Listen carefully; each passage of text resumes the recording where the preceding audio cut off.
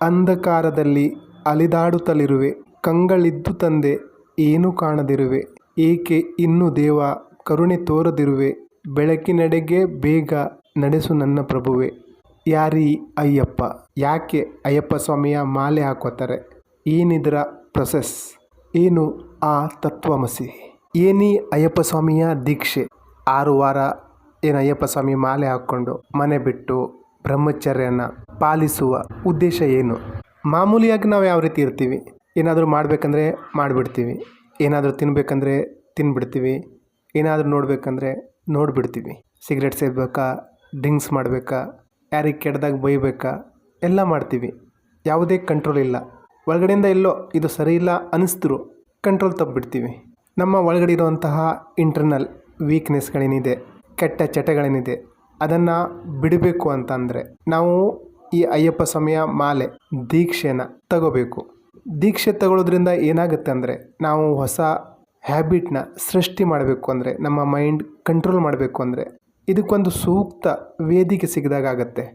ಇಲ್ಲಿ ನೀವು ಬೆಳಗ್ಗೆ ಬೇಗೆದ್ದು ತಣ್ಣೀರು ಸ್ನಾನ ಮಾಡಬೇಕು, ಕಾಲಿಗೆ ಚಪ್ಪಲಿ ಹಾಕೊಳ್ಳೋಂಗಿಲ್ಲ, ನೆಲದ ಮೇಲೆ ಮಲ್ಕೋಬೇಕು, ಕೆಟ್ಟ ಭಾಷೆಯ ಪ್ರಯೋಗ ಮಾಡೋಗಿಲ್ಲ, ಕೆಟ್ಟ ಹ್ಯಾಬಿಟ್ ಮಾಡೋಗಿಲ್ಲ, ಬ್ರಹ್ಮಚರ್ಯ ಪಾಲಿಸಬೇಕು.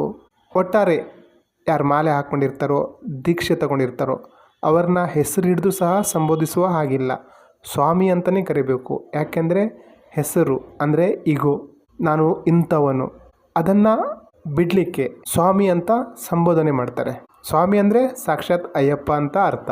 ಇಲ್ಲಿ ಮುಖ್ಯವಾಗಿ ನಾವು ಅಯ್ಯಪ್ಪ ಸ್ವಾಮಿನ ನೋಡೋದು ಇಂಪಾರ್ಟೆಂಟ್ ಅಲ್ಲ, ಆ ದೀಕ್ಷೆ ಏನಿದೆ, ಆ ಪ್ರೊಸೆಸ್ ಏನಿದೆ ಅದು ಮೋಸ್ಟ್ ಇಂಪಾರ್ಟೆಂಟ್. ಅತಿ ಮುಖ್ಯ ಅಂದರೆ ನಾವು ದೀಕ್ಷೆ ತಗೊಂಡಾಗ ಯಾವ ರೀತಿ ಇರ್ತೀವಿ ಅದು. ಬ್ರಹ್ಮಚರ್ಯ ಯಾಕೆ ಪಾಲಿಸಬೇಕು? ನಮ್ಮ ಇಂದ್ರಿಯಗಳನ್ನು ಕಂಟ್ರೋಲ್ ಮಾಡಲಿಕ್ಕೆ. ಚಪ್ಪಲಿ ಹಾಕಬಾರ್ದು, ಯಾಕಂದರೆ ಆಕಾಶ, ಗಾಳಿ, ಅಗ್ನಿ, ವಾಯು 4 ಎಲಿಮೆಂಟ್ ಕನೆಕ್ಟ್ ಆಗಿರುತ್ತೆ. ಕಾಲಿಗೆ ಯಾಕೆ ಚಪ್ಪಲಿ ಹಾಕಬಾರ್ದು ಅಂದರೆ ನಾವು ಭೂಮಿನ ಕನೆಕ್ಟ್ ಆಗಿರಬೇಕು. ಅಂದರೆ 5 ಎಲಿಮೆಂಟ್ ಆಕಾಶ, ಭೂಮಿ, ವಾಯು, ಅಗ್ನಿ, ನೀರು ಇದ್ರ ಜೊತೆ ಇರಲಿಕ್ಕೆ ಆ ರೀತಿಯ ವ್ಯವಸ್ಥೆ ರೂಪಿಸಲಾಗಿದೆ. ನೆಲದ ಮೇಲೆ ಮಲ್ಕೋಬೇಕು, ಬೆಳಗ್ಗೆ ಎದ್ದು ತಣ್ಣೀರು ಸ್ನಾನ ಮಾಡಬೇಕು. ಅದು ಚಳಿಗಾಲದಲ್ಲಿ ತಣ್ಣೀರಿನ ಸ್ನಾನ ಆರೋಗ್ಯಕ್ಕೂ ಒಳ್ಳೆಯದು ಅಂತ ಸೈಂಟಿಫಿಕಲಿ ಪ್ರೂವ್ ಆಗಿದೆ. ಈ ದೀಕ್ಷೆಯಲ್ಲಿ ಹೆಣ್ಣುಮಕ್ಕಳಿಗೆ ಅವಕಾಶ ಇಲ್ಲ. ಯಾಕಿಲ್ಲ? ಕಾರಣ ಏನು ಅಂದರೆ ಈ 40 ದಿವಸ ವ್ರತದಲ್ಲಿ ದೀಕ್ಷೆಯಲ್ಲಿ ಇರಬೇಕಾದ್ರೆ ಹೆಣ್ಣು ಮುಟ್ಟಾಗೋದು ಸಹಜ. ಆವಾಗ ತಣ್ಣೀರು ಸ್ನಾನ, ನೆಲದ ಮೇಲೆ ಮಲ್ಕೊಳ್ಳೋದು, ಚಪ್ಪಲಿ ಇಲ್ದಾಗ ಓಡಾಡೋದು ಕಷ್ಟ ಆಗುತ್ತೆ. ಹಾಗಾಗಿ ಹೆಣ್ಣುಮಕ್ಕಳಿಗೆ ಈ ದೀಕ್ಷೆಗೆ ಅವಕಾಶ ಇಲ್ಲ.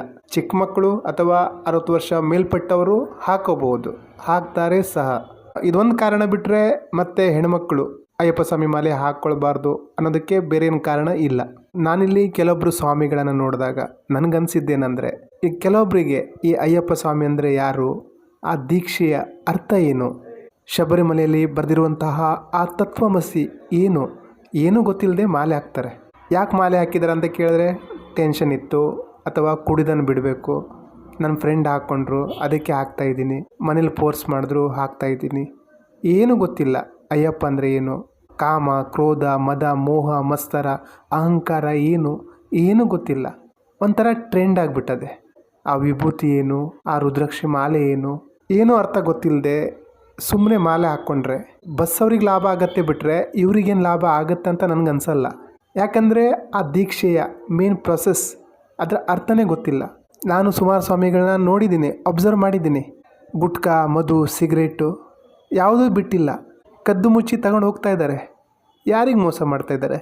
ಮೇಲ್ಗಡೆಯಿಂದ ನೋಡ್ತಾ ಇದ್ದಂತಾನೆ. ನಾವು ನಮ್ಮ ಒಳಗಡೆ ಇರುವಂತಹ ಕಲ್ಮಶನ, ಕಾಮ, ಕ್ರೋಧ, ಮೋಹ, ಮದ, ಮಸ್ತರನ್ನು, ನಮ್ಮ ಅಹಂಕಾರನ ಬಿಡಲಿಕ್ಕೆ ಈ ಅಯ್ಯಪ್ಪ ಸ್ವಾಮಿಯ ಮಾಲೆ ಹಾಕ್ಕೊಂಡಿರ್ತೀವಿ, ದೀಕ್ಷೆ ತಗೊಂಡಿರ್ತೀವಿ. ಅವನ್ನೇ ನೀವು ಬಿಡ್ತಾ ಇಲ್ಲ ಅಂದರೆ, ನಿಮ್ಮ ಇಂದ್ರಿಯ ಮೇಲೆ ನಿಮ್ಗೆ ಕಂಟ್ರೋಲ್ ಇಲ್ಲ ಅಂದರೆ ದೀಕ್ಷೆ ಆದರೂ ಯಾಕೆ ತಗೋಬೇಕಲ್ವ? ಈ ಅಯ್ಯಪ್ಪ ಯಾರು? ನಿಮಗೆ ಸಮುದ್ರ ಮಂಥನದ ಕತೆ ಗೊತ್ತಿದೆಯಾ? ಹಿಂದೆ ದೇವತೆಗಳಿಗೆ ಮತ್ತು ರಾಕ್ಷಸರು ಸೇರಿಕೊಂಡು ಸಮುದ್ರ ಮಂಥನ ಮಾಡ್ತಾರೆ. ಆಮೇಲೆ ಮೊದಲು ವಿಷ ಬರುತ್ತೆ, ಆ ವಿಷನ ಈಶ್ವರ ಶಿವ ಕುಡಿತಾರೆ, ಆಮೇಲೆ ಅಮೃತ ಬರುತ್ತೆ. ಇದು ನಿಮ್ಗೆ ಗೊತ್ತಿರಬೇಕು. ಈ ದೇವತೆಗಳು ಅಂದರೆ ನಮ್ಮ ಒಳ್ಳೆಯ ಆಲೋಚನೆಗಳು, ರಾಕ್ಷಸರು ಅಂದರೆ ಕೆಟ್ಟ ಆಲೋಚನೆಗಳು. ನಮ್ಮ ಮನಸ್ಸಲ್ಲಿ, ಮೈಂಡಲ್ಲಿ ಮಂಥನ ನಡೆದಾಗ ಮುಂಚೆ ಬರೋದೇ ವಿಷ, ಹಾಲ. ಸ್ವಲ್ಪ ತಾಳ್ಮೆಯಿಂದ ಇದ್ದರೆ ಕೊನೆಗೆ ಸಿಗೋದು ಅಮೃತ. ಆವಾಗ ಆ ರಾಕ್ಷಸರಿಗೂ ಅಮೃತದ ಮೇಲೆ ಆಸೆ ಇರುತ್ತೆ. ರಾಕ್ಷಸ ಅಂದರೆ ಕೆಟ್ಟ ಯೋಚನೆಗಳು. ಅವನ್ನು ಡೈವರ್ಟ್ ಮಾಡಲಿಕ್ಕೆ ವಿಷ್ಣು ಮೋಹಿನಿಯ ಅವತಾರ ಪಡಿತಾರೆ.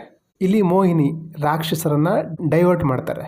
ಇಲ್ಲಿ ಶಿವ ಹಾಲಾಲಗೋಸ್ಕರ ನನ್ನ ಹತ್ರ ಬಂದಿದ್ದರು, ಮುಂದೇನಾಯಿತು ಅಂತ ಬ್ರಹ್ಮನನ್ನು ಕೇಳ್ತಾರೆ. ಅದಕ್ಕೆ ಬ್ರಹ್ಮ ವಿಷ್ಣು ಮೋಹಿನಿ ರೂಪ ತಾಳಿದ್ದಾರೆ ಅಂತ ಹೇಳ್ತಾರೆ. ಆವಾಗ ಶಿವ ತಾನು ನೋಡಬೇಕು, ಅಷ್ಟು ಅಂದ ಇರ್ತದ ಮೋಹಿನಿ ರೂಪ ಅಂತ ವಿಷ್ಣು ಹತ್ರ ಬಂದು, ಎಲ್ಲಿ ನಿನ್ನ ಮೋಹಿನಿ ರೂಪ ತೋರಿಸು, ಅಷ್ಟು ಚೆನ್ನಾಗಿರುತ್ತಾ ಅಂತ ಕೇಳ್ತಾರೆ. ಆವಾಗ ಮೋಹಿನಿ ರೂಪ ತರಿಸಿದಾಗ ಶಿವ ಸ್ವಲ್ಪ ಉತ್ತೇಜನಗೊಂಡು ಅವರ ಒಂದು ಹನಿ ವೀರ್ಯ ಭೂಮಿಗೆ ಬೀಳುತ್ತೆ. ಅದರಿಂದ ಅಯ್ಯಪ್ಪನ ಜನನ ಆಗತ್ತೆ ಅಂತ ಕತೆ ಹೇಳುತ್ತೆ. ಅಂದರೆ ಅಯ್ಯಪ್ಪ ಯಾರು? ಹರಿಹರ ಸುತ.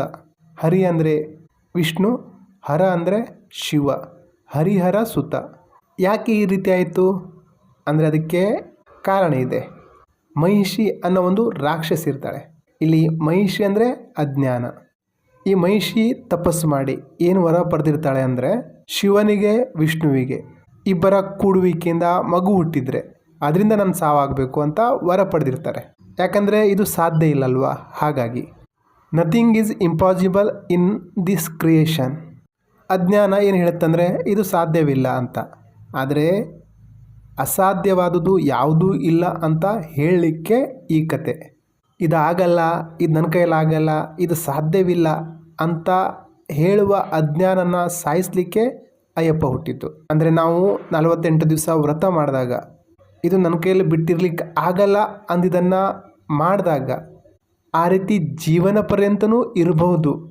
ಸಿಗರೇಟ್ ಸೇದೋದನ್ನು ಬಿಟ್ಟಿದ್ವಿ, ಕುಡಿಯೋದನ್ನು ಬಿಟ್ಟಿದ್ವಿ, ಕೆಟ್ಟದನ್ನು ಯೋಚನೆ ಮಾಡೋದನ್ನು, ಕೆಟ್ಟದ್ದು ಮಾತಾಡೋದನ್ನು ಎಲ್ಲ ಬಿಟ್ಟಿದ್ವಿ. ಸೊ ಹಾಗಿರಬಹುದು, ಸಾಧ್ಯ ಇದೆ. ತತ್ವಮಸಿ, ದ್ಯಾಟ್ ಈಸ್ ದ ಟ್ರುತ್ ಅಂತ ತಿಳಿಸ್ಲಿಕ್ಕೆ ಅಲ್ಲಿ ತತ್ವಮಸಿ ಅಂತ ಬರೆದಿರೋದು. ನಮ್ಮ ಒಳಗಡೆ ಇರುವಂತಹ ಶತ್ರುನ ನಾವು ಗೆಲ್ಲಬಹುದು, ವಿಜಯ ಸಾಧಿಸ್ಬೋದು ಅಂತ ತೋರಿಸ್ಲಿಕ್ಕೆ ಅಲ್ಲಿ ತತ್ವಮಸಿ, ಇದೇ ಸತ್ಯ ಅಂತ ಬರೆದಿರೋದು. ಇವೆಲ್ಲ ಏನೂ ಗೊತ್ತಿಲ್ಲದಂಗೆ ನಾವು ಸುಮ್ಮನೆ ಮಾಲೆ ಹಾಕ್ಕೊಂಡು ವ್ರತ ಮಾಡಿದ್ರೆ ಅಷ್ಟೇನು ಪ್ರಯೋಜನ ಆಗಲ್ಲ. ಅಯ್ಯಪ್ಪ ಸ್ವಾಮಿ ದೀಕ್ಷೆ ತಗೊಳ್ಳೋದೆ, ಮಾಲೆ ಹಾಕೋದೆ ನಮ್ಮಲ್ಲಿರುವ ಅಂಧಕಾರನ ಜ್ಞಾನದ ಬೆಳಕಲ್ಲಿ ಹೊಡೆದಾಕಲಿಕ್ಕೆ, ಅರಿವು ಮೂಡಲಿಕ್ಕೆ, ವಿವೇಕ ಮೂಡಲಿಕ್ಕೆ, ನಮ್ಮ ಒಳಗಡೆ ಇಳಿಲಿಕ್ಕಿರೋದು. ಅಯ್ಯಪ್ಪ ಸ್ವಾಮಿಯ ಪ್ರೊಸೆಸ್ನ ಸರಿಯಾಗಿ ಅರ್ಥ ಮಾಡಿಕೊಂಡು ಆ ದೀಕ್ಷೆ ಪಾಲಿಸೋದ್ರಿಂದ ನೀವೇ ಸ್ವತಃ ದೇವರಾಗ್ತೀರ. ನಿಮ್ಮಲ್ಲಿ ದೈವತ್ವ ಪ್ರಾಪ್ತಿ ಆಗುತ್ತೆ.